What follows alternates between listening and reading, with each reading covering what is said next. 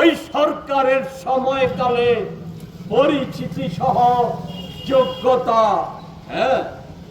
এটা আমরা সকলেই হয়তো একটা সময় সেগুলিকে প্রাধান্য দেইনি, কারণ এখানকার পূর্ববর্তী সরকারটাও একটা সময়ে এমন জায়গায় চলে গিয়েছিল যে জায়গায় সম্পূর্ণভাবে মানুষের আস্থা হারিয়ে ফেলেছিল।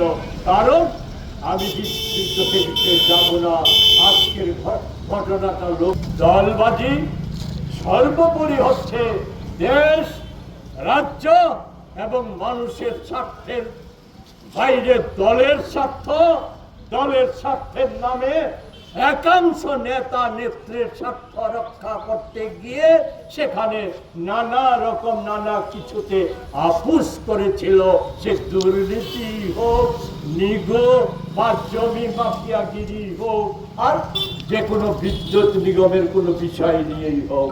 বিদ্যুৎ নিগম নিয়ে বলতে গিয়ে বলবো এটা ঠিক, ওই সময়ে ওই সরকারের সময়কালে কেন্দ্রীয় সরকারের সহায়তা নিয়ে আমাদের রাজ্যে দুইটা বৃহত্তর বিদ্যুৎ উৎপাদন কেন্দ্র গড়ে উঠেছিল, সকলেই জানেন।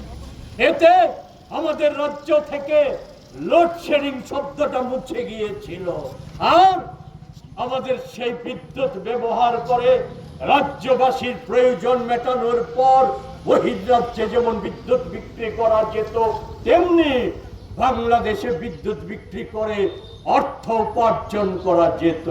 শুধু তাই না, এটাও স্বীকার করতে হবে শত ব্যর্থতার মধ্যে 350 কোটি টাকার বেশি স্থায়ী আমানত বিদ্যুৎ নিগমে রেখে গিয়েছে। কিন্তু দুর্বলতাটা ছিল কোন জায়গায়? যে কারণে বললাম যে জনগণের স্বার্থটা প্রাধান্য পায়নি, প্রাধান্য পেয়েছে নেতা নেত্রীদের স্বার্থ রক্ষা করাটা।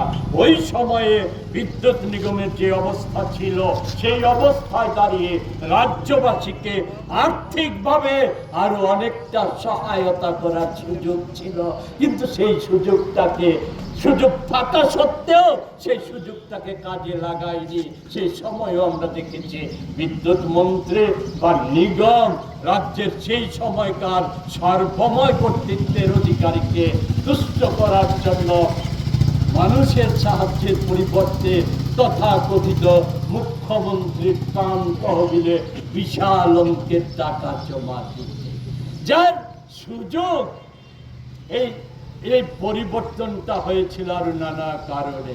কিন্তু এই পরিবর্তনে